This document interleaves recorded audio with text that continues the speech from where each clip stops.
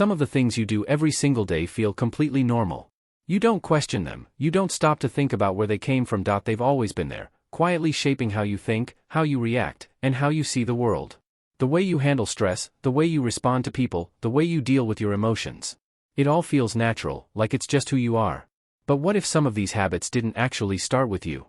What if they were shaped much earlier, through small, almost invisible experiences, moments that didn't seem important at the time, but slowly became part of you? Not something extreme, not something obvious, just quiet moments, repeated again and again, where your emotional needs weren't fully met. Moments where you had to adjust, without even realizing it.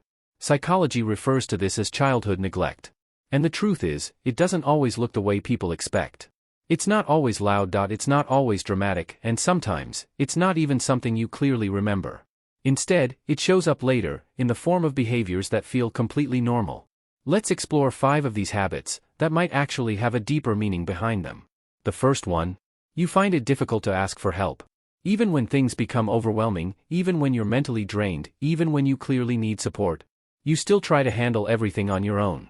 You tell yourself things like, "I'll figure it out. I don't want to bother anyone. I should be able to deal with this." From the outside, this can look like strength. It can look like independence, like you're someone who doesn't rely on others. But sometimes, it comes from something deeper. It comes from a time when asking didn't lead to support. Maybe your needs weren't noticed, maybe they were ignored, maybe you were expected to be fine on your own. So you adapted. You stopped expecting help, you stopped depending on others, you became the person who handles everything alone. Not because you truly wanted to, but because it felt safer that way. And over time, this became your normal. The second thing. You overthink small interactions. A simple conversation, a short message, a small moment, can stay in your mind for hours. You replay it, you analyze it, you question everything you said. Did I say something wrong?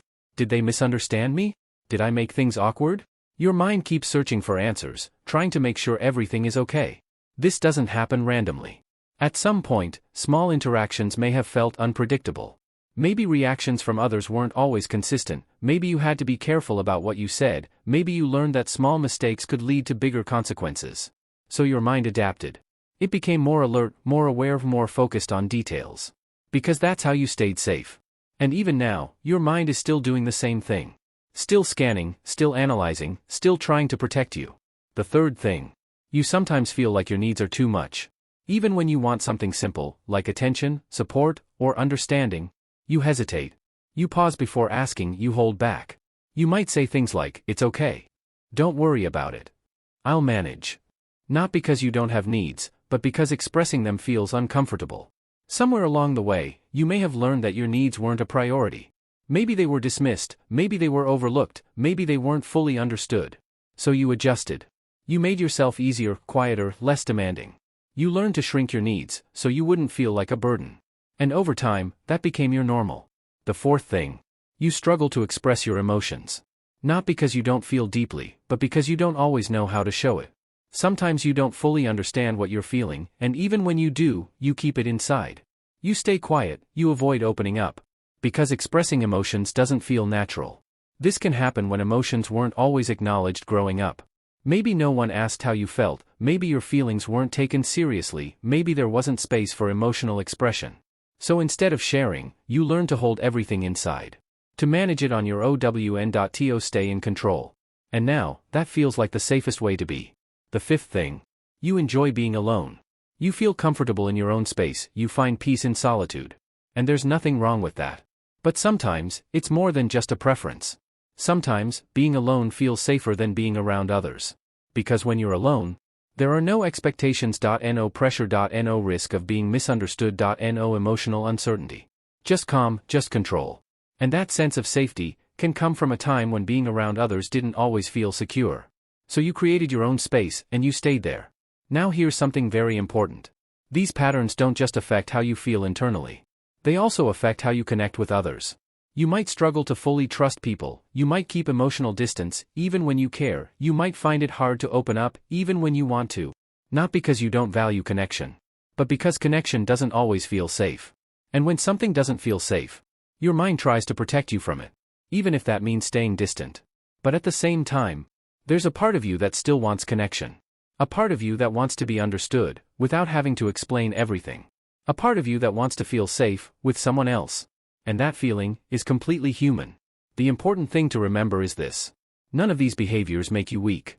None of them mean something is wrong with you. They are simply patterns. Patterns that developed over time. Patterns that once helped you cope. Patterns that made sense in the moment. But now, you have the chance to look at them differently. Not as fixed parts of who you are, but as things you can understand and slowly reshape. Change doesn't happen overnight. It starts with awareness. With small realizations. With small, intentional shifts. Like allowing yourself to ask for help, even in small ways. Like expressing your thoughts, even if it feels uncomfortable. Like acknowledging your needs, without pushing them aside. And over time, those small changes begin to grow. They begin to replace old patterns. They begin to create new ways of thinking, new ways of feeling, new ways of connecting. And that's where real growth begins. Not by forcing yourself to change, but by understanding yourself enough to evolve. Because at the end of the day, your past may explain you, but it does not define you. You are allowed to grow, you are allowed to change, you are allowed to become someone who feels safe. Not just when you're alone, but also when you're with others. If you related to even one of these, that doesn't mean something is broken. It means something finally makes sense. And understanding yourself is one of the most powerful things you can do. So take a moment.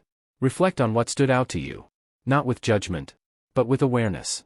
Because sometimes, the things we call normal are actually quiet signals, pointing us toward something deeper. And once you understand those signals, you don't just learn about your past, you begin to take control of your future. If this resonated with you, you're not alone. And this is just the beginning of understanding yourself on a deeper level. Stay aware, stay curious, and most importantly,